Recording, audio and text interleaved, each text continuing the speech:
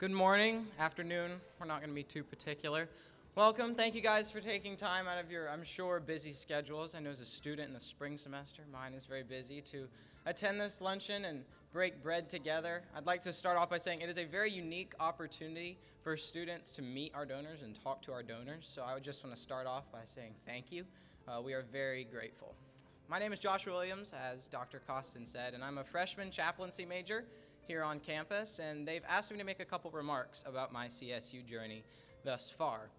But before I start, I really would like to express my appreciation to all of you who make college possible for students such as myself. So please join me in a round of applause for our donors.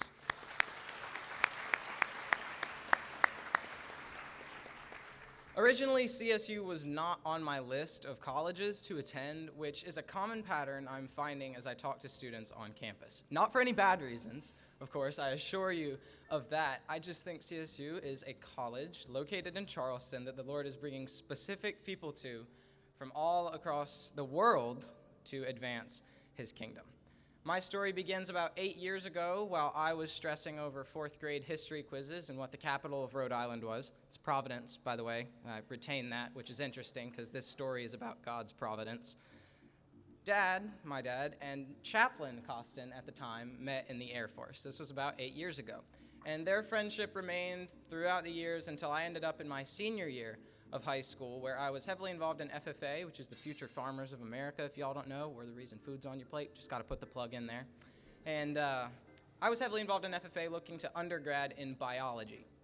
Now, this was an interesting time for my life, since I both had my life planned out in one direction, but the Lord was calling me to ministry in the other direction. So these were two conflicting paths in my mind. My dad liked to put it, he told me I was a fart in the wind for a period of time. So, yeah, he told me that he did the Air Force, he did not do ministry. He said, but there's one person in the world that he would have give me advice beside himself about that topic, and that was Dr. Costin. So me and him set up a time to call, and of course I had done some research on him, saw that he was the president of this university, and I applied before we talked, mainly out of a why not seize this opportunity attitude, but the conversation was incredibly well. We talked about listening to God's voice, sticky notology, which is where you put sticky notes everywhere and anywhere.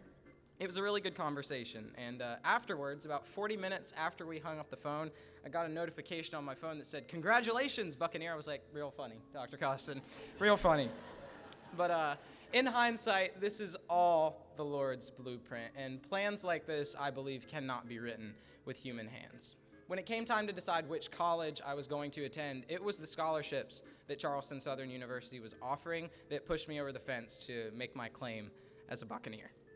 The resources that you have given me are the reason I am able to speak to you today.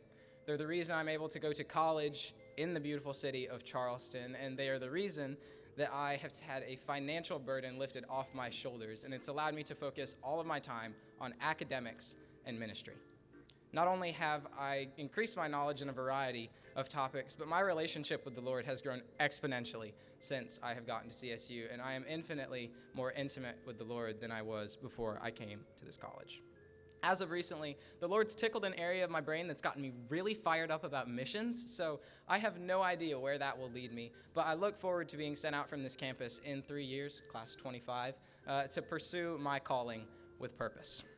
This kingdom that God started in Genesis. It went from Adam, and then it flowed into Noah, and then it flowed into Abraham and Sarah. There was this plan in play leading up to the beautiful character of Jesus, and now that he's come, that plan is still in play, and we're waiting for the redemption of our bodies, the redemption of creation. In Genesis 15, God talked to a man named Abraham and his wife, Sarah, and he made a covenant promising Abraham that his line will have land and will have a future Messiah that will redeem humanity.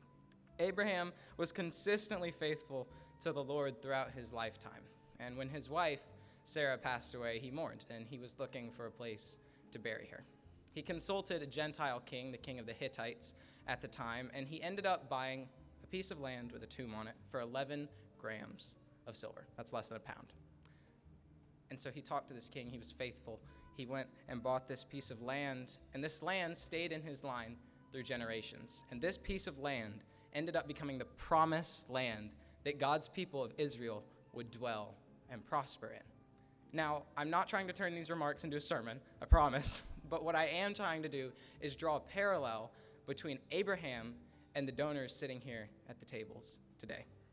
You are being faithful to the Lord by investing in students here at CSU, and Abraham was faithful by investing in this piece of land. Now, I promise it'll make sense. Just give me like 2 more sentences. I promise. I know it sounds weird. Abraham never saw the result of his investment. When he bought that field, he never could have possibly imagined that it would be the promised land with grapes the size of my face that God's people would dwell in. And similarly, you will never be able to see the impact that your investment is having on students here at Charleston Southern University. But I can assure you, as Dr. Costin said, that this impact is going to go through generations, and it is going to have an eternal effect. It is having an eternal effect on the students walking out on those bricks right now. And it is for that eternal impact, it is for your support, and it is for your faithfulness that myself and the students here are all infinitely grateful for. To all the donors, thank you.